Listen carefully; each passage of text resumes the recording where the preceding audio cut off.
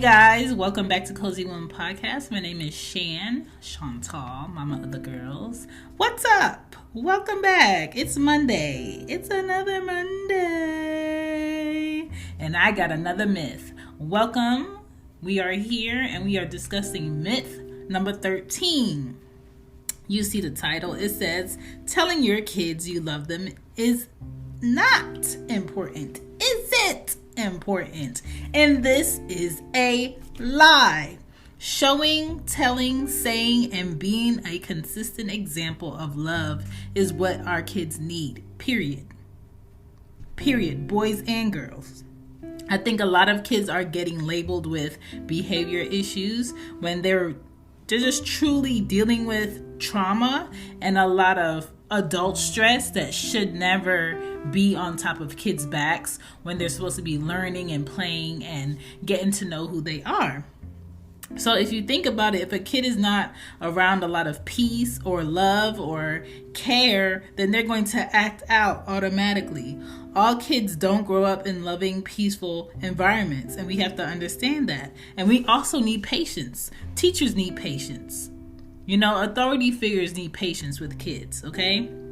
Too many kids are stressed about food, having a home when they leave for school, so they're under stress of wondering if they have their things at the same place they left when they come back.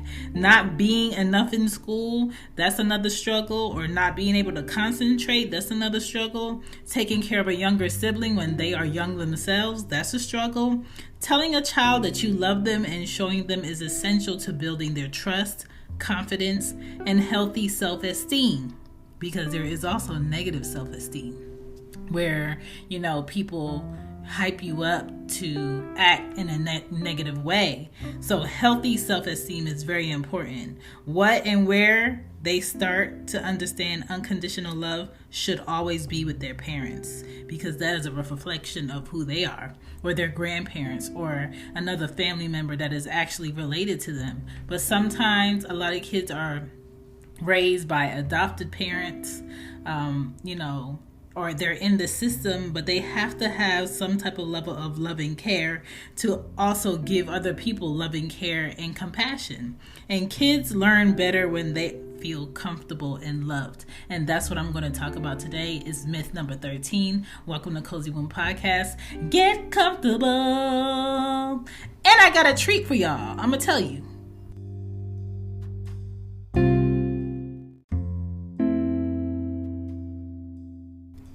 Today's kids lack confidence, love, and consideration because it comes from the parents not giving them that at the beginning, okay? You want your kids to feel like they have value. Then let them be loved by you properly, as is. Meaning, don't let your kids feel like they're not enough at home and send them out into the world and tell them they are enough. It doesn't make any sense.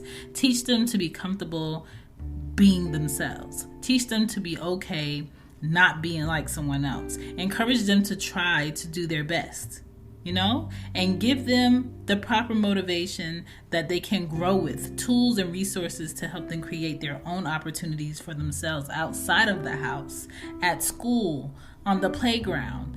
Teach them to use their imagination. It doesn't always have to be, I don't have this gadget that this other. What's the easiest choice you can make? Window instead of middle seat? Picking a vendor who sends a great gift basket? Outsourcing business tasks you hate? What about selling with Shopify?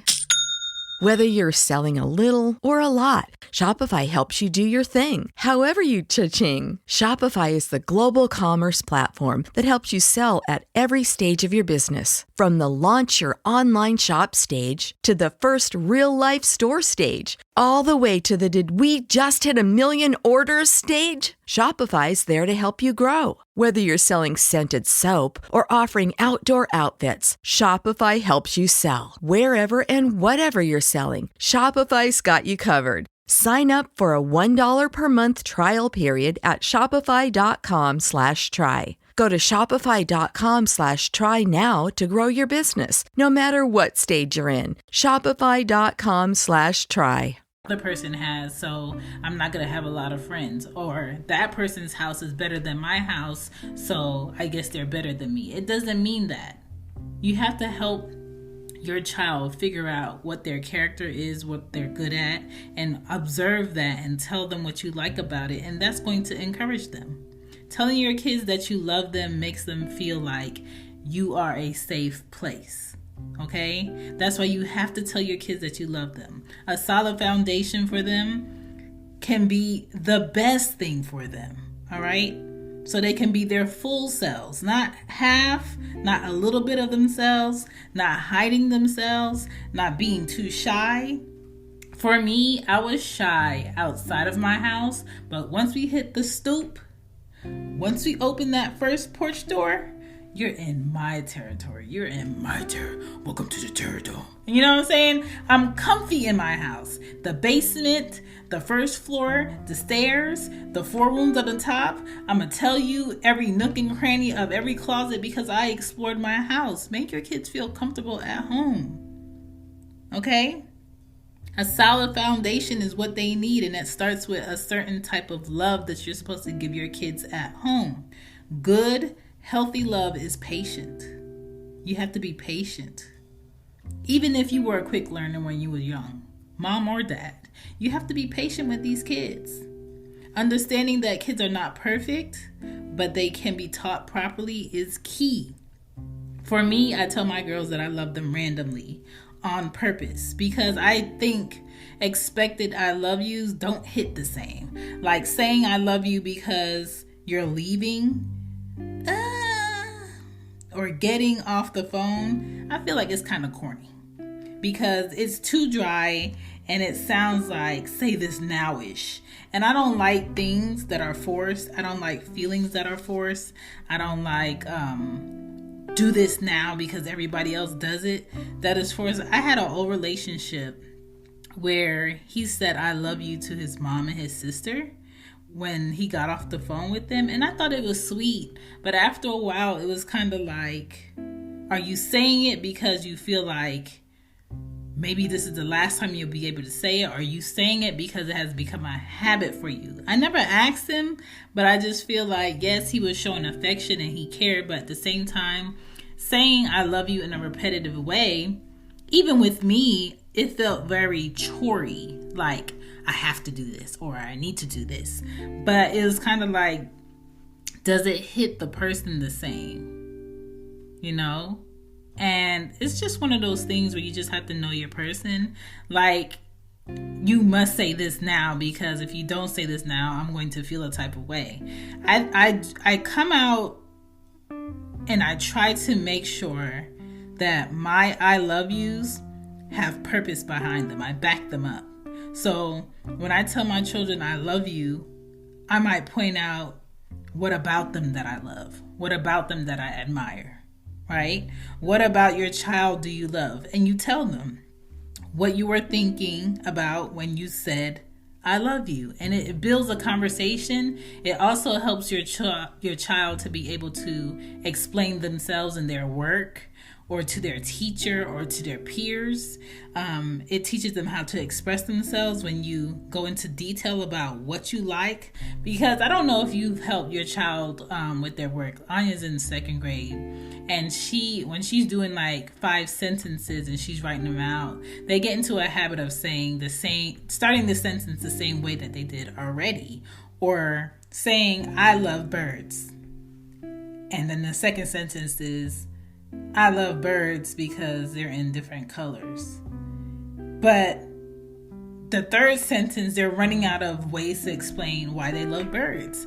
And I think when you say I love you randomly, it puts the child into a space of, okay, I wonder what I just did that they loved, or what they were thinking about me that they loved. And it helps you connect with your child. So even random acts of kindness can be the best teachers. When children try honestly, love them through their mistakes. That will teach them forgiveness. You can't tell a child to forgive another child or another human being and you don't forgive people, and you're not forgiving when they mess up. You got to set the example. And I believe telling kids you love them before correction is very important, because some kids are terrified of making mistakes because they don't want you to not love them. So let's say, Anya or Ari does something that they know they're not supposed to do, and they break something. And Ari has a habit of always bawling crying because she dropped her popsicle on the floor, or bawling crying because she broke something. And it's hysterical crying. And I'm just like, okay, Ari, okay. Calm down and then come back and tell me what happened. Because I can't talk to you if you're and I can't get down to a solution if you can't talk to me. And it's very important to teach your children to stay calm. Tell me what happened. Let's focus on the solution, right?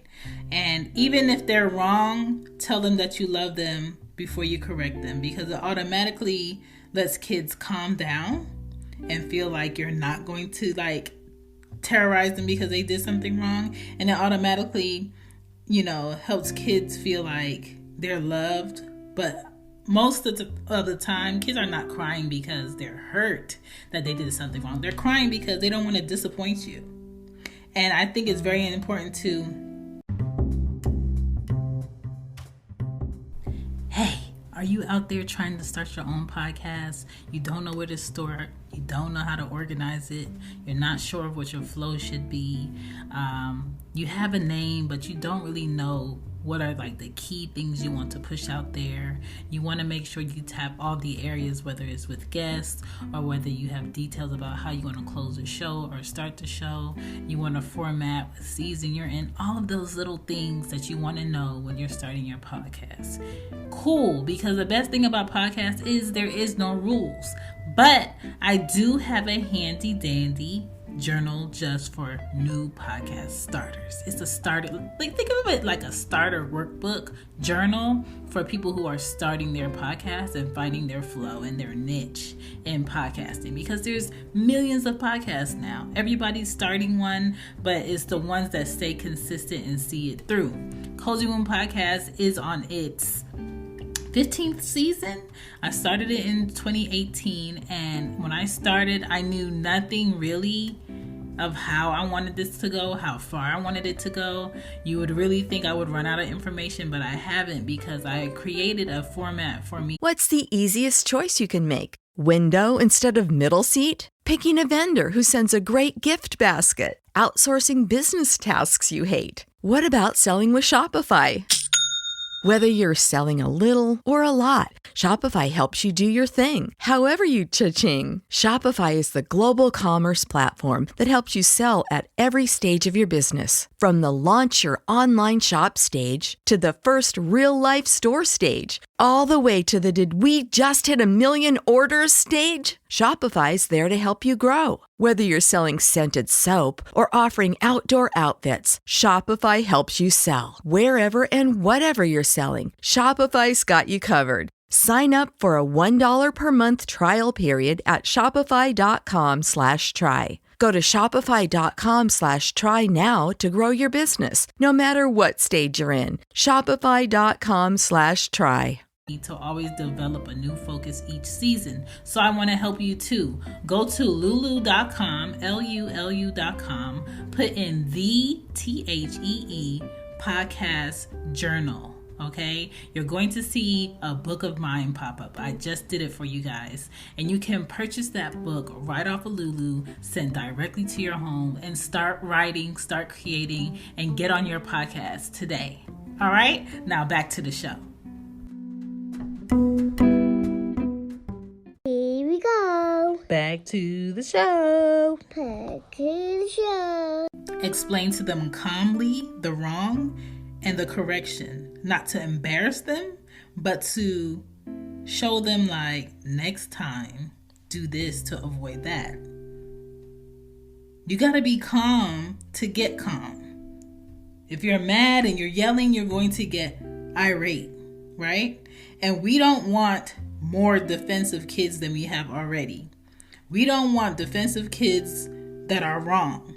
We want kids who want to understand what went wrong and how to fix it. And feeling loved makes trying easier. It makes showing up better, etc. So many things get better when kids are loved properly. Hugs are often looked over, and we all know a fake hug when we feel it. Real hugs grab your soul, grabs your spirit. It allows people to release what they're carrying. You ever seen somebody straight face? They don't want to open up, they don't want to talk, and someone tells them to get up, stand up, and they embrace them and they hug them and they start rubbing their back, and then all of a sudden all these emotions and crying start coming out, because when a hug is really genuine and people are carrying like animosity or anger or feeling alone or feeling not worthy of, it's going to come out. It's going to come out. You know what I'm saying? So real hugs grab your soul and allow people to release what they are carrying. So it's very important for you to hug your children. It's very important for you to embrace them. Even for me, both of the girls are very sensitive and are very huggy. And I have to tell myself, take it. Hug them back. Because I'm not like that. I wasn't like that with my mom. But my mom was never get off me either. You know what I'm saying? So I can't say that I wasn't like this, but I don't remember being like this. And maybe I don't remember being like this because it was such a usual thing that I did that I never pointed it out like it was a thing that I did. So now that I have two girls, I make it a point to let them hug me. You know, let them lay on me, tickle them, show them affection, because it's very important, right? And insecurities and fears are just walls from experiences of being let down. And when you look at it that way, kids have a small window to let people in, and it starts between age 4 and 13. And you're like, oh, that's a lot of years. It is a lot of years, but it's a lot more of their brains developing. If I do this, then I get this. If they did that, then they're supposed to get that. So if that person did this and they got hugged, then I'm going to duplicate what that other kid did to see if I can get a hug. It's a lot of that. And then once your child gets to 13 and they start to see things that are not happening for them, regardless of them trying, they start to get hard.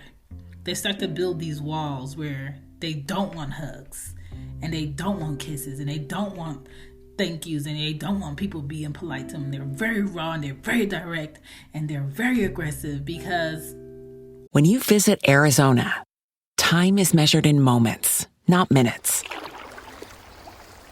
Like the moment your work stress disappears as you kayak through the canyons.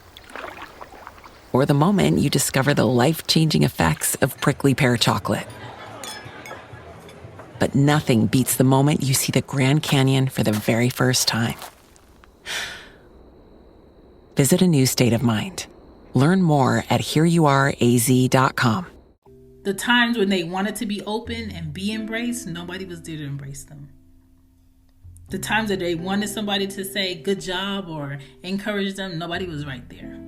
So now they've built this wall where they're resistant to it. Even though deep down they want it, they're resistant to it because they're mad that they didn't have somebody to do that.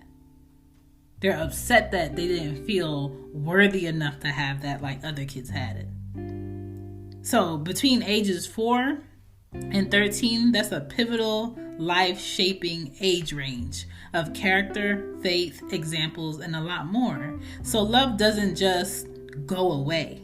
Love is a powerful, life-changing process.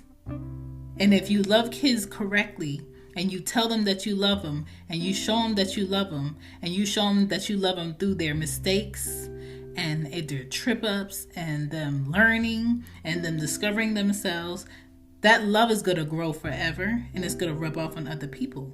So tell your kids that you love them every day. But tell them in an intricate way where it's your love that you're showing them, not society telling them, oh, on Valentine's Day, this is the only day where you show people that you love them. And you got to buy them all this stuff. And you got to take them out to all these fancy places.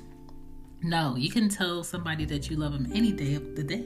Any day of the week. Okay? Tell your kids that you love them every day. Figure out something new to explain to your child every day why you love them. Observe them, teach them, show them, and prove to them that boys and girls deserve to be loved properly.